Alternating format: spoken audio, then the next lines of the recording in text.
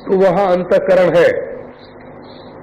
तो देखो, जो जानता है उसका नाम चेतन, और जो जाना जाता है उसका नाम जड़। जो अपने को जाने, दूसरे को जाने, सो चेतन, और जो न दूसरे को जाने न अपने को जाने, सो जड़। अभी अपना आपा देखो क्या है, बोले दृष्टा है। हाँ, दृष्टा है माने सबको जानता है। इतना ही वेदांत मत समझ लेना हो, है ना, कि हम जानने वाले हैं। वेदांत दुख निवारण की विद्या है ना? दुख निवारण की विद्या है। आप अपने जीवन में देखना, ईश्वर सबको जानता है, सर्वज्ञ है। तो वो सर्वज्ञता जो ईश्वर की है, वो मनुष्य में विद्या के रूप में प्रकट होती है।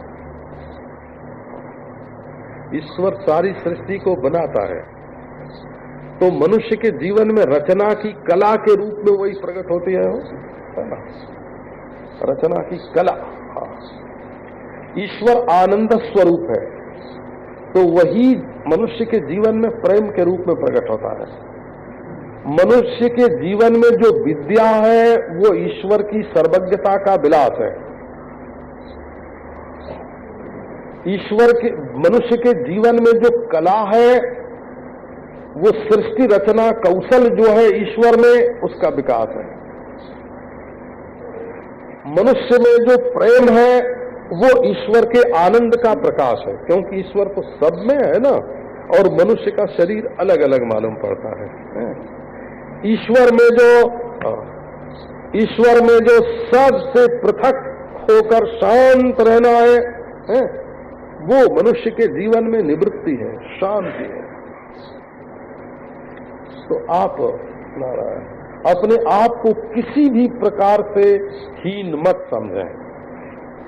जो ईश्वर में है वो जीव में जरूर है, जो सिंधु में है वो बिंदु में भी है। बिंदु में सिंधु समान, यह सुनी अचरज जन करो। हेरन हार हैरान, रहीमन आप ही आप में। इस बूंद में समुद्र समाया हुआ है। देखो, डॉक्टर लोग एक बूंद खून लेते हैं और उस एक बूंद का 1000वां गुना जांच करते हैं, और जांच करके बता देते हैं कि तुम्हारे शरीर में क्या क्या है। समूचे शरीर के खून का पता चल जाता, खून में क्या क्या है इसका पता चल जाता है खून के एक बूंद से। अगर आप शरीर में, अपने शरीर में रहने वाले चैतन्य का पता लगा लें, तो सबके शरीर में रहने वाला जो चैतन्य है उसका पता लग जाए। तो ये विज्ञान, आत्मविज्ञान, ये दुख निवारण की कला है, ये अविद्या निवारण की कला है, ये द्वेष निवारण की कला है, ये विषमता निवारण की कला है। इसके बिना मनुष्य केवल पशु हो रहा है। आप देखना, केवल खाना और केवल इकट्ठा करना और केवल खटना, काम करना। खटते रहो, इकट्ठा करते रहो, हैं, और भोगते रहो। यही मनुष्य का जीवन है, चैतन्य का जीवन यही है। तुम्हारा जो प्रकाश है उसका कहाँ लोप हो गया, तुम्हारा जो आनंद है वो कहाँ चला गया, तुम्हारी जो शांत सत्ता है उसका कहाँ लोप हो गया। तुम्हारी शांत सत्ता का लोप कहाँ हुआ, तुम्हारे प्रकाशक ज्ञान का लोप कहाँ हुआ, तुम्हारे आनंद प्रेम का लोप कहाँ हुआ। केवल तुम चूहे हो। हम लोगों के पहले मैं याद है, हमारे खेतों में चूहे बिल बनाते थे, तो उन दिनों अन्न की इतनी कमी तो नहीं थी ना, तो हम लोगों के तो ऊपर जो खेत में जो अन्न होता वो काट के ले आते और उसमें से गेहूं निकाल लेते। लेकिन वो गेहूं कट जाने के बाद जब जंगली लोग, मुसहर लोग आते, एक मुसहर जाति होती है, तो चूहे का बिल खोदते हमारे खेत में, और हम देखते चूहे के एक एक बिल में एक एक मन, दो दो मन गेहूं हम मिलता और दूसरे के काम आता। ये मक्खियां शहद इकट्ठी करती हैं ना, दूसरे के काम आता है। तो क्या शहद की तरह, मक्खी की तरह तुम शहद इकट्ठा करने के लिए पैदा हुए हो? क्या तुम चूहे की तरह अन्न की चोरी करके उसको इकट्ठा करने के लिए पैदा हुए हो? केवल इकट्ठा करना और केवल भोगना और केवल खटना है? क्या बस तुम्हारा यही जीवन है? तुम्हारा ज्ञान, तुम्हारा प्रेम, तुम्हारी सत्ता? अहम दृष्टितया सिद्धो देहो दृश्यतया स्थितः। मैं हूं जानने वाला, अंतःकरण इंद्रियों से जानने वाला नहीं, अंतःकरण से जानने वाला नहीं, अंतःकरण को भी जानने वाला, और जानने वाला अभिमानी नहीं, जानने के अभिमान को भी प्रकाशने वाला। अरे भाई, ऐसा है कि ईश्वर है, ये बात भी मेरे होने से ही सिद्ध होती है। गुरु है, ये बात भी मैं के होने से ही सिद्ध होती है। वेद शास्त्र पुराण मैं के होने से ही सिद्ध होते हैं। ये धर्म कर्म सब मैं के होने से ही सिद्ध होते हैं। बल्कि पहले मैं होता है, तब मेरा धर्म होता है, तब मेरा ईश्वर होता है, तब मेरी दुनिया होती है, तब मेरे सगे संबंधी होते हैं। मैं नहीं होगा तो क्या होगा? ठन ठन पाल है? क्या होगा? मैं से सबकी सिद्धि है। और ये मनुष्य की भूल क्या है कि जिससे सब है उसको सता सता के वो दूसरों को सिद्ध कर रहा है। मैं के लिए तो धन है, मैं हो तब न धन होए। धन काम आवे, धन सुख दे, धन रहे, धन कमाया जाए, ये सब मैं पूर्वक होगा ना। पहले मैं होगा तब धन कमाया जाएगा, धन बनाया जाएगा, धन पैदा किया जाएगा, धन का अभिमान किया जाएगा, धन भोगा जाएगा, धन दिया जाएगा। पहले मैं होगा तब ना। लेकिन जो धन मैं के लिए है, अपने मैं को उस धन के लिए बना दिया। नौकर चाकर किसके लिए हैं? अपने लिए हैं कि हम नौकरों के लिए हैं? बोले एक सज्जन थे, उनका दिमाग कुछ खराब हो गया था, तो वो अपने मुनीम के सामने हाथ जोड़ते कि देखो मुनीम जी, 1000 ले लो, 2000 ले लो, 10,000 ले लो, लेकिन मेरा दिमाग खराब है, ये बात किसी से बताना मत। अब वो आदमी तो नौकर के लिए हो गया ना। अब वहां नौकर मालिक हुआ कि मालिक मालिक हुआ? मालिक मालिक नहीं है, नौकर मालिक हो गया। धन के लिए तुम अपने को दुख दे रहे हो,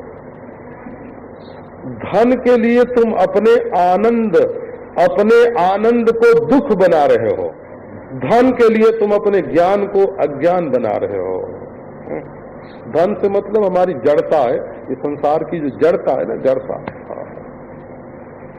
हाँ, ब्याह किया था अपने लिए कि गुलामी करने के लिए? अपने सुख के लिए ब्याह किया था कि गुलामी करने के लिए ब्याह किया था? नौकर रखा था अपने सुख के लिए रखा था कि ये देह जो बना था, देह धर्म करके देह बनाया था? देह इसलिए बनाया था कि ये भोग दे, ये सुख दे, सेवा करने के लिए नहीं बनाया गया।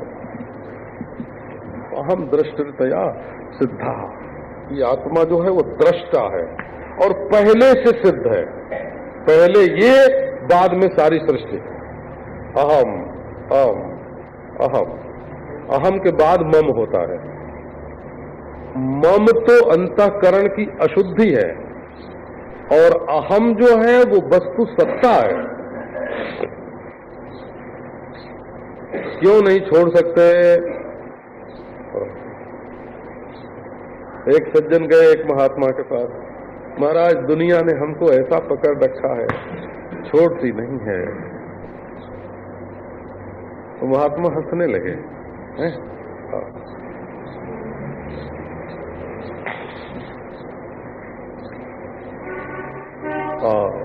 चलो घूमे। जाके जंगल में एक पेड़ पकड़ा बड़े जोर और चिल्लाए, अरे पेड़ ने हमको पकड़ लिया है, छुड़ाओ छुड़ाओ छुड़ाओ। तुम पैसे के साथ बहे जा रहे हो तो पैसे ने तुमको पकड़ा है कि तुमने पैसे को पकड़ा है? एक आदमी नदी में देखा, नदी में उसने काली काली कोई चीज बह रही, समझा कंबल है, जाके निकाल लिया। जाके पकड़ा हो तो भालू निकल गया है? अब वो बोला, अरे भाई किनारे पर जो था वो बोला छोड़ दो छोड़ दो।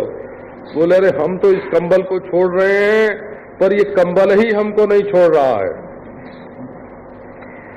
बाप रे, दुनिया की कोई चीज हमको नहीं पकड़ती है, हम पकड़ते हैं और अपनी आदत से लाचार हो जाते हैं उसको न छोड़ने के लिए।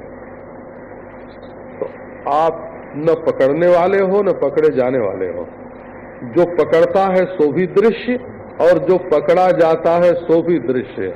आप तो साक्षी हो। साक्षी हो माने दोनों के गवाह हो, बोला, दोनों के गवाह हो। दोनों में जो पकड़ा गया सो भी तुम नहीं हो और जिसने पकड़ा सो भी तुम नहीं हो। न तुम चोर हो न पुलिस हो, लेकिन अपने आप को डाल दिया। देहो दृश्यतया स्थिता। ये देह कैसा है? तो बिल्कुल दृश्य है, मालूम पड़ता। जैसे सपने का देह मालूम पड़ता है वैसे ये देह भी मालूम पड़ता है। प्रतीति मात्र है, केवल प्रत्यय मात्र है। जैसे स्वप्न का शरीर ज्ञान मात्र, वैसे जागृत का शरीर भी ज्ञान मात्र। अरे एक बावरा से बावरा आदमी भी देह को मैं नहीं बोलता, बोलते मेरा देह, ऐसे बोलता है? तो जैसे मेरी लकड़ी, मेरी छड़ी है ना, जैसे मेरी मोटर। मोटर के लिए भी लोग जान दे देते हैं, ये नहीं समझना है ना। अभी दिल्ली में एक घटना घटित हुई। रात को किसी सज्जन ने देखा कि उनकी मोटर खोल के कोई ले जा रहा है, तो दौड़े पकड़ने के लिए।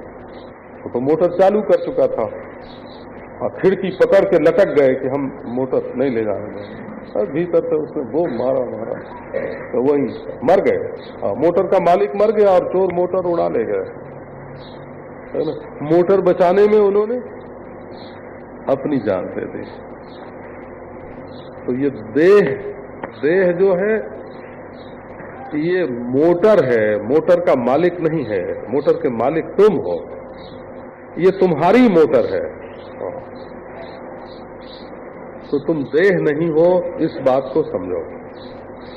तो देह अनेक है, संसार की स्थूल वस्तुएं अनेक हैं और तुम एक हो।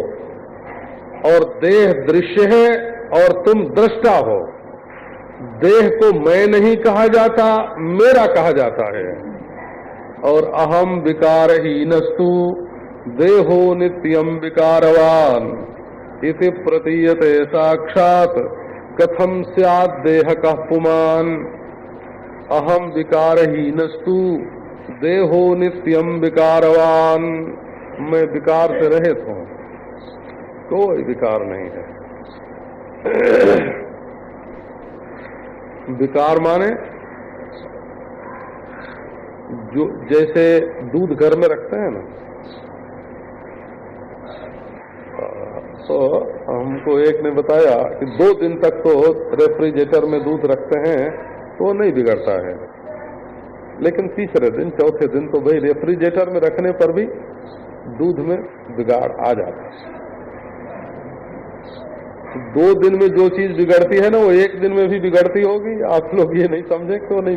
1 दिन में अगर न बिगड़े तो दूसरे दिन उसका बिगाड़ पकड़ में नहीं आवे।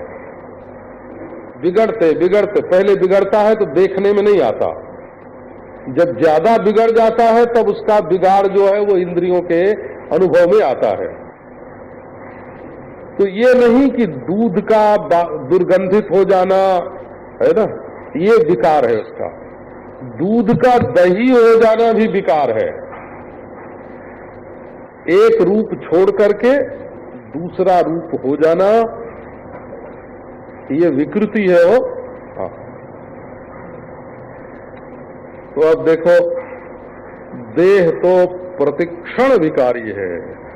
हाँ। बचपन में शौक था, आम के बगीचे में गए और एक दिन देखा कि वो आम में जो टिकोरा लगा है वो कितना बटर के बराबर है। तो उसको सुबह देखते तो भी मटर के बराबर, दोपहर को देखते तो मटर के बराबर, शाम को देखते तो मटर के बराबर, लेकिन 2-3 दिन में वो बड़ा हो जाता और बेर के बराबर हो जाता, सुपारी के बराबर हो जाता। तो बोले बढ़ते तो उसको देखा नहीं, लेकिन अगर वो बढ़ता नहीं तो मटर से सुपारी के बराबर कैसे होता, हरड़ के बराबर कैसे होता? इसका मतलब है कि वो बढ़ता रहता है पर देखने में नहीं आता है। ऐसा है। नदी का पानी बहता है, मालूम होता है कि जिस नदी में कल स्नान किया उसी में कर रहे हैं। दिए की लौ जलती है तो मालूम पड़ता है कि सवेरे जो लौ थी वही अब भी है, अरे वो तो उड़ गई, आसमान में उड़ गई। ऐसे ये जो शरीर में मालूम पड़ता है कि जो मैं बचपन में था वही मैं अब हूं। अब जरा विचार करो इस बात पर। तो डॉक्टरों को भी पता नहीं चलता है। एक डॉक्टर ने किसी से पूछा कि तुम्हारा सबसे कम वजन कितना था? तो उस आदमी ने बताया कि 7.5 पौंड जब जन्मा था। आप ध्यान में नहीं आवेगा जल्दी, बोला। हाँ, ध्यान में नहीं आवेगा जल्दी। ये शरीर का वजन घटता बढ़ता है कि नहीं? तो यदि इसमें कुछ बिगाड़ या बनाव न होता तो वजन घटता और बढ़ता कैसे? खून कभी कम कभी ज्यादा होता है कि नहीं? हाँ। मैंने एक बार दिल्ली में अपने खून की जांच करवाई तो उसमें सफेद कीड़े कितने और भूरे कीड़े कितने गिन के बताया हो, है ना? लाखों लाखों की गिनती। वो बढ़ते घटते रहते हैं। एक दिन दवा दे के जांच किया तो दूसरा ही निकला, और बिना दवा के जांच किया तो दूसरा निकला। तो भीतर कितने परिवर्तन होते रहते हैं। लेकिन मैं में कोई परिवर्तन हो गया ये बात ख्याल में ही नहीं आती है। आदमी देखो प्रेम भी किसी से करते हैं ना, तो ऐसे बोलते हैं कि तुम बदल गए। ये नहीं बोलते कि मैं बदल गया। तो क्यों नहीं बदलते, क्यों नहीं बोलते? तो अपना बदलना मालूम नहीं पड़ता, दूसरे का बदलना मालूम पड़ता है, वो अपना बदलना मालूम नहीं पड़ता। कि तुम्हारे मन में फर्क आ गया, कि हमारे मन में फर्क आ गया तो वो नहीं मालूम पड़ेगा, क्योंकि उससे तो मैं एक हूं ना। तो असल में मैं बदलता नहीं, मन बदलता है, बुद्धि बदलती है, शरीर बदलता है। इसीलिए मैं का न बदलना लेकर के हम हर हालत में ही बोलते हैं मैं तो ज्यों का त्यों। जिस चीज जब गुस्सा आता है, आप देखते होंगे गुस्सा तो आता होगा, ऐसा लगता है कि हम बिल्कुल ठीक कर रहे हैं। ये जो गुस्सा कर रहे हैं, जो सठ दंड करो नहीं तोरा, भ्रष्ट होई सुरति मार्ग मोरा, है ना? तुम्हारे ऊपर गुस्सा करना धर्म है।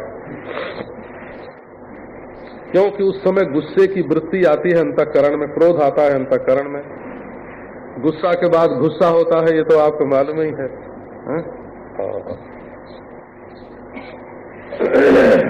हे भगवान, तो उस समय अंतःकरण जब क्रोधाकार होता है ना, क्रोधाकार, तो उससे तादात्म्य तो छूटा है नहीं। अंतःकरण को हम मैं मान लेते हैं, क्योंकि मैं ठीक है इसलिए मैं से एक हुए अंतःकरण में आया हुआ क्रोध ठीक मालूम पड़ता है। और जब क्रोध उतर जाता है तब बोले बहुत गलत था, क्रोध में तो हमने बड़ी गलती कर दी। यहाँ एक आदमी ने अपने बच्चे को ढकेल दिया और दांत ही टूट गए, होठ ही कट गया। ऐसे कितने कितने प्रसंग आए। अपनी पत्नी को अंग भंग कर दिया, अपने घर में आग लगा दी थी गुस्सा आने पर, बोले बिल्कुल ठीक। पर जब गुस्सा उतर गया तब पछताते हैं, तब पछताना ठीक मालूम पड़ता है। आप देखो इस बात को समझो कि गुस्सा आया था तब भी तुम ही थे, और जब पछतावा आया तब तुम ही हो। लेकिन जब गुस्से से एक हो गए तो वो ठीक लगा, और जब पछतावे से एक हो गए तो पछताना ठीक लगा। गुस्सा और पछतावा आने जाने वाले हैं, और तुम दोनों से न्यारे हो। यही विकार हुआ, ये क्रोध आना विकार हो। इस जब काम आता है मन में तो बोले भोग करना ही पुरुषार्थ है ना, भोग नहीं करेंगे तो मर जाएंगे, है ना। अभी देखो काम वृत्ति से एक हो गए, अब जब वो काम का जोश उतर गया तो बोले अरे बड़ी भारी गलती की, ये हमको नहीं करना चाहिए था, ये होगा। तो तुम तो वही हो, हैं? तुम तो वही हो। लोभ आया तो किसी की चीज उठा के रख ली, चुरा लिया, झूठ बोल गए और बाद में पछताने लग गए। तो देखो शरीर में रोग आता और जाता है, बचपन जवानी बुढ़ापा आते हैं और जाते हैं, और जागृत स्वप्न सुषुप्ति आते हैं और जाते हैं, काम क्रोध लोभ मोह आते हैं और जाते हैं, और कभी खुशी आती है और कभी दुख आता है, लेकिन तुम बिल्कुल एक रहते हो। तो ये जो अदलने बदलने वाली चीजें हैं इनका नाम है विकार। आपको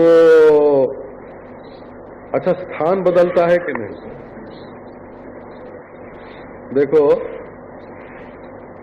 अभी मैं यहां बैठा हूं तो ये पश्चिम है और ये पूरब है, और यदि वहां जाके बैठ जाऊं तो ये जो अभी पश्चिम है वो भी पूरब हो जाएगा, और वहां जाके बैठ जाऊं तो जो पश्चिम है जो पूरब है सो भी पश्चिम हो जाएगा। ऊपर हो जाए तो ये नीचे हो जाएगा, नीचे हो जाए तो ये ऊपर हो जाएगा, ये भी विकारी है हो। हाँ, स्थान बदलता है। अच्छा जो भविष्य है तो भूत हो जाता है, क्यों बदल जाता है?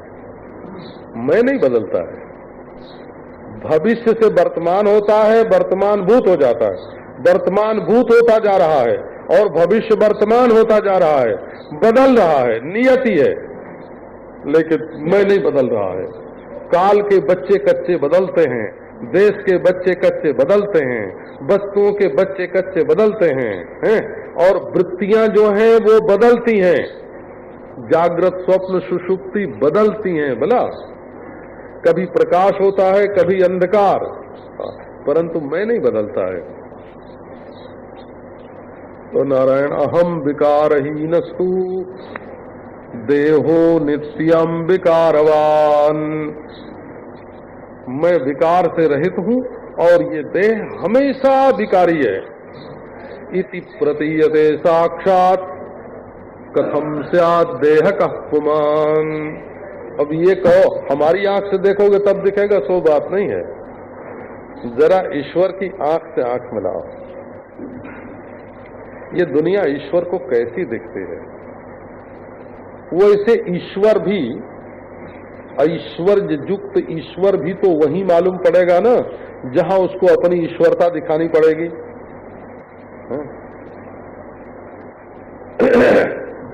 एक मशीन पड़ी है, ये मशीन कपड़ा बनाती है, तो कब मालूम पड़े? जब कपड़ा बनाती हो तब तो उसको देख के मालूम पड़ जाएगा कि कपड़ा बनाने वाली मशीन है। लेकिन अनंत आकाश तो महान होता है ना, महान। सृष्टि करते समय ब्रह्मा होते हैं, पालन करते समय विष्णु होते हैं, संहार करते समय रुद्र होते हैं एक ब्रह्मांड में है? दूसरे ब्रह्मांड में दूसरे ब्रह्मा विष्णु होते हैं। अनंत कोटि ब्रह्मांड में अनंत कोटि ब्रह्मा विष्णु रुद्र होते हैं। और सब ब्रह्मांडों की जो समष्टि है उसमें सब ब्रह्मांडों को बनाने वाला, रखने वाला, बिगाड़ने वाला एक ईश्वर होता है। और जब तक उसका कारखाना चलता होता है तब तक मालूम पड़ता है वो कारखाने का मालिक कारखाने के साथ रहता है। और जो अनंत सत्ता है, आकाशवत स्वयं प्रकाश, सर्वाधिष्ठान, अद्वितीय, वेदांत में उसको ब्रह्म बोलते हैं। अपने आत्मा को जब उससे एक जान लिया जाता है तब परम कल्याण की प्राप्ति होती है। तो ये तो हुई बात साक्षात। अब ये युक्ति से बात समझाने के बाद श्रुति से समझाते हैं। द्विर्बद्धम सुबद्धम भवते। जब दो गांठ लगा दी जाती है तो चीज अच्छी तरह बन जाती है। एक बात को सिद्ध करने के लिए जब अनेक प्रक्रिया अपनाई जाती है तब वो बात पूर्णता से सिद्ध होती है। तो युक्ति से सिद्ध हुआ कि देह से विलक्षण है आत्मा, बोले श्रुति से भी यही सिद्ध होता है, योग से भी यही सिद्ध होता है, उपासना से भी यही सिद्ध होता है, धर्म से भी यही सिद्ध होता है। धर्म से, उपासना से, योग से, वेद वेदांत से और युक्ति से ये सिद्ध होता है कि ये जो 3.5 हाथ का देह है ये मैं नहीं है, मैं तो इससे विलक्षण कोई भरपूर है मनुष्य। अब ये कहो कि सबकी समझ में क्यों नहीं आ जाती? तो वकील लोग कानून समझेंगे, जज लोग मुकदमा समझेंगे, डॉक्टर लोग रोग समझेंगे, है ना। अपना अपना विषय होता है ना, है ना। जिसको संसार से थोड़ा वैराग्य है ना, जो दुख से आत्यंतिक मुक्ति चाहता है, जिसकी बुद्धि शुद्ध है, उसकी वेदांत जिज्ञासा होती है। ये सर्व सामान्य के लिए नहीं है। हाँ, तो देखो यहाँ तो ऐसे लोग भी आके बैठ जाते हैं जो केवल पैसे ही चाहते हैं, तो उनकी समझ में वेदांत ना आवे तो हम क्या करें, है ना, है ना। तो ऐसे लोग आके बैठते हैं ना कि जिनको भोग ही चाहिए, यहाँ से उठ के जाएंगे तो भोग ही करेंगे, भोग ही चाहिए, तो ऐसे लोगों की समझ में वेदांत नहीं आता है। अच्छा, जो काम के वश में है, क्रोध के वश में है, लोभ के वश में है, उनके मन में तो अद्वितीय ब्रह्म क्या है, आत्मा क्या है, ये जिज्ञासा ही नहीं है, ये जिज्ञासा ही नहीं है। अब उनकी समझ में ना आवे तो वो वेदांत का दोष नहीं है।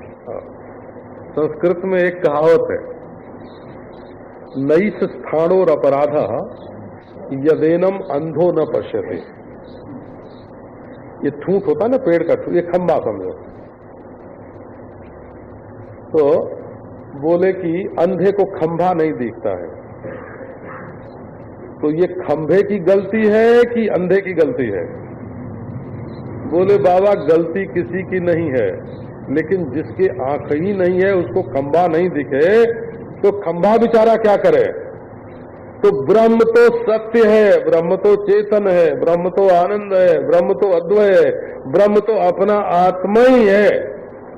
लेकिन जो काम, क्रोध, लोभ, अभिमान से परितात्मा है, उनको यदि ब्रह्म न मालूम पड़े तो इसमें ब्रह्म का दोष नहीं है। इसके लिए जब दिल में सच्ची जिज्ञासा होती है और अभिमान नहीं होता है ना, काम नहीं होता है, मालूम तो ये पड़ता है ये भोग में। हमको बड़े बड़े लोगों के बारे में जानकारी है ना, दुनिया में जो बड़े समझे जाते हैं, जो ब्रह्मचारी सब लोक दृष्टि में बड़े ब्रह्मचारी हैं, बोला उनके अंदर जो कमजोरी है वो भी हमको मालूम है ना। जो लोक में बड़े भारी त्यागी हैं, बड़े बुद्धिमान हैं, ये ईमानदारी का सौदा है ना। ये मुनाफा उठाने के लिए जो लोग सौदा खरीदते हैं ना, मुनाफा उठाने के लिए, तो अगर कोई ब्रह्म को प्राप्त करना चाहे कि हम प्राप्त करके मुनाफा उठाएंगे, तो उसको मुनाफा तो मिल सकता है लेकिन ब्रह्म नहीं मिल सकता। तो अब श्रुति से बताते हैं कि आत्मा शरीर से न्यारे है। यस्मात् परमिति श्रुत्या तया पुरुष लक्षणम विनिर्णीतम विमूढ़ेन कथं स्याद् देहकः पुमान्।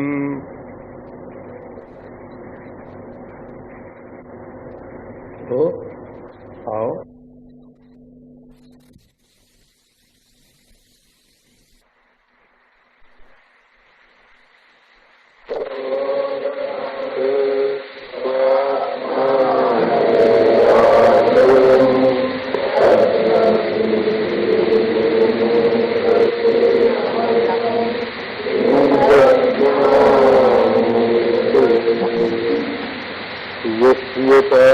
प्रभाभ्यस्तः प्रपंचो भाति भासुरः तमहं सद्गुरुं वन्दे पूर्णानन्दं सुधात्मकम्।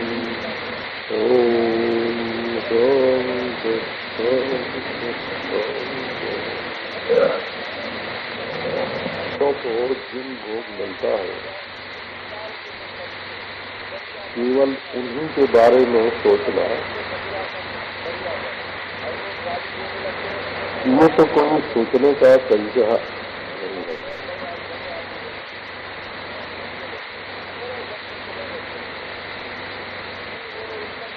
अगर दुश्मन के बारे में सोचोगे तो मन में जलन होगी, तुरंत दुख होगा, और दोस्त के बारे में ज्यादा सोचोगे तो उससे राग होगा, और इस समय तो मीठा लगेगा लेकिन वो बाद में बहुत दुख देगा, बंधन हो जाएगा, आसक्ति हो जाएगी, आदत पड़ जाएगी।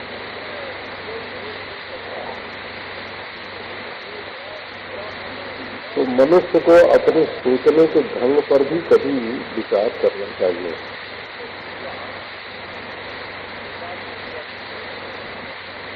केवल राग द्वेष जिससे होगा उसके बारे में सोचना, जिसको देह को भोग मिले उसके बारे में सोचना,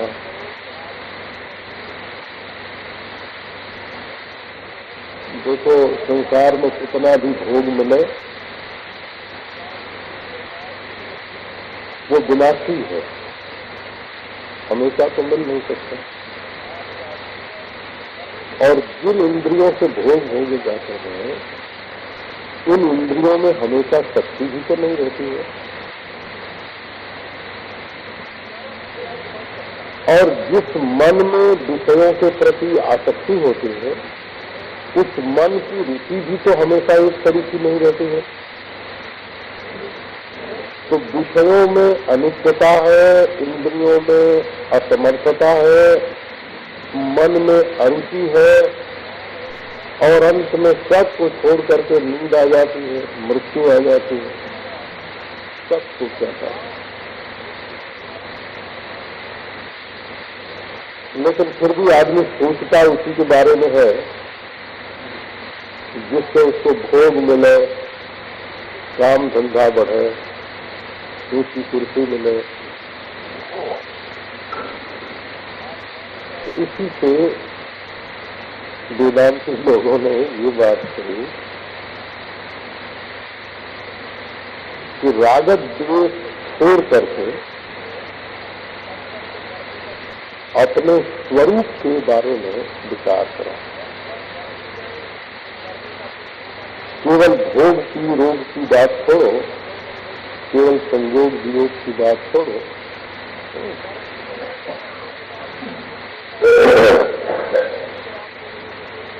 कभी तो सोचो कि मैं कौन हूँ, ये जगत क्या है, ईश्वर क्या है। ठीक है, ये सोचने से आपको नौकरी में उन्नति नहीं मिलेगी, तो इससे व्यापार में वृद्धि नहीं होगी, इससे आपको ऊंची कुर्सी नहीं मिलेगी। लेकिन सत्य की ओर से मनुष्य आंख बंद करके कब तक रह सकता है?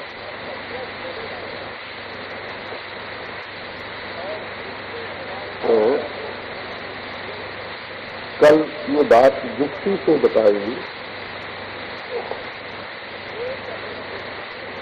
कि आत्मा का विवेक करना हो, विचार करना हो, तो जो इदम है, यह है तो संसार है, और जो मैं है तो आत्मा है। और यह जो है वो स्थूल है, और मैं जो है वो सूक्ष्म है। यह अनेक होता है और मैं एक होता है, और यह चंचल होता है और मैं स्थिर होता है, और यह दृश्य जड़ होता है और मैं दृष्टा और चेतन होता है। देह में, स्थूल देह में और सूक्ष्म देह में बहुत सारे विकार होते हैं, और मैं निर्विकार दृष्टा साक्षी नित्य होता है।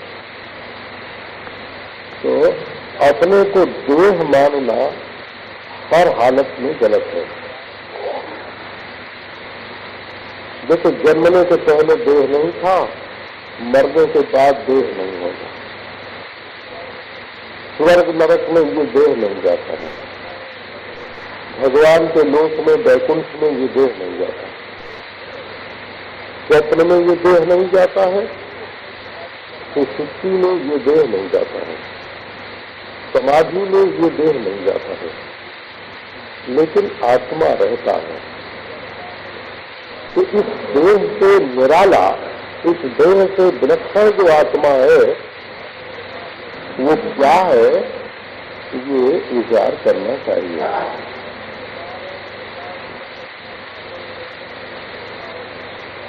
बोले, ये देह से निराला आत्मा है, ये विचार करने से आपको क्या फायदा होगा? क्योंकि फायदे की बात तो हमेशा ही जुड़ी रहती है। प्रयोजन मनुष्य न मंदो को प्रवर्तते, बिना प्रयोजन के मूर्ख मनुष्य भी किसी काम में प्रवृत्त नहीं है। तो प्रयोजन क्या है, आप विचार करें। तो आपके मन में जो धन के आने जाने का हर्ष विषाद है, वो आपके चित्त पर असर नहीं डालेगा। एक बार निर्बंध हो जाएंगे,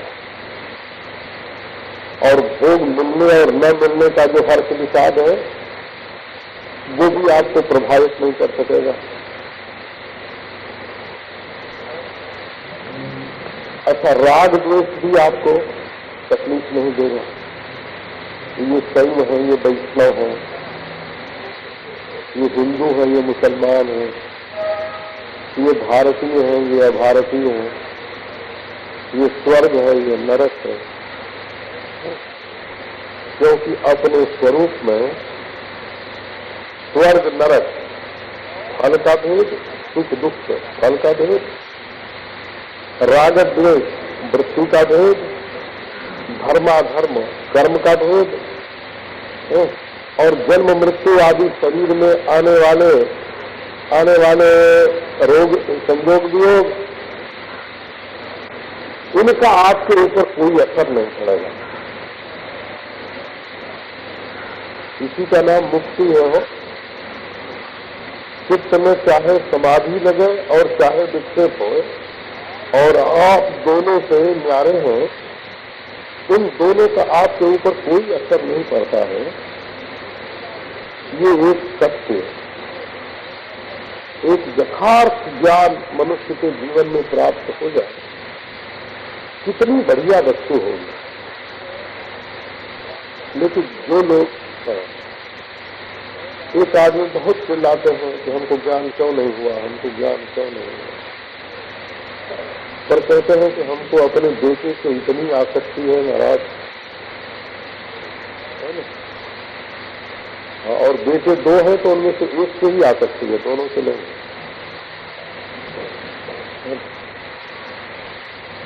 और कहते हैं कि नहीं नहीं, हमको तो बस वेदांत का ज्ञान होना ही चाहिए। और आसक्ति तो 3.5 हाथ के अपने शरीर में आसक्ति है, और उसका थोड़ा उसकी चीज निकालने के लिए एक दूसरे 3.5 हाथ के शरीर में आसक्ति है।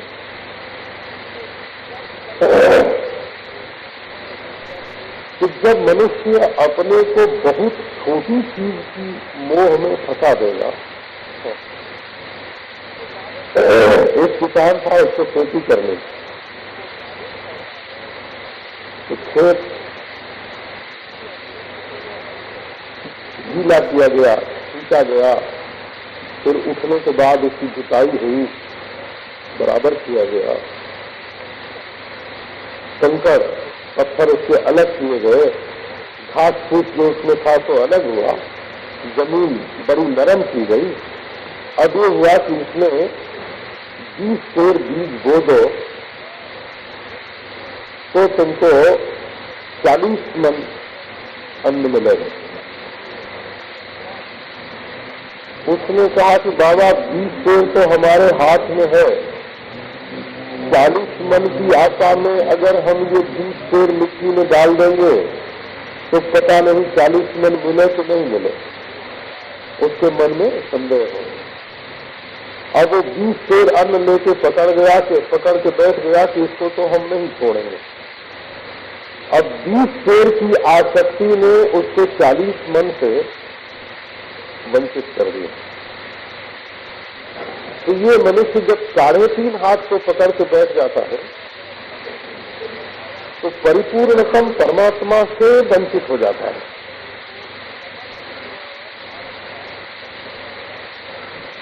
वो परमात्मा कहता है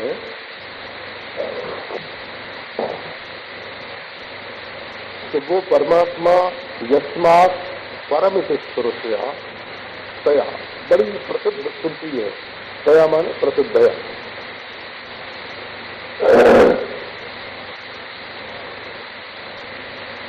उपक्रांतत्वात् न यच्छब्दापेक्षा तदा। प्रसंग उसी श्रुति का चल रहा है, विषय सामने है, इसलिए जो है तो कहने की जरूरत नहीं है, केवल सो कहने से काम चल जाता है। वो श्रुति कौन सी श्रुति? तो यस्मात् परम ना परमस्य किंचित्।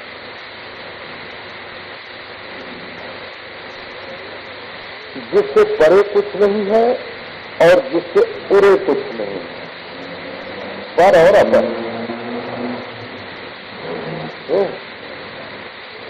अब देखो, जिसके परे कुछ नहीं है और जिसके उरे कुछ नहीं है, माने जिसका न कारण है और न जिसका कार्य है। परे कौन है? हाँ, घड़े से परे माटी है वो, और घड़ा फूट गया तो क्या हुआ? तो कपड़ेल बच रहे। नहीं, न तो इस आत्मा से परे कोई चीज है ना,